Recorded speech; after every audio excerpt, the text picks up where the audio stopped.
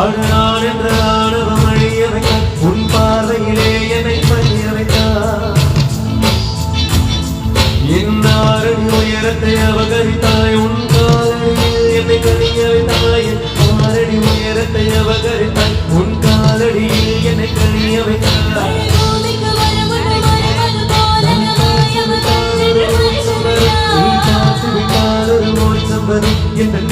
முதலும் நீ முடிவும் முடிவும் முதலும் நீ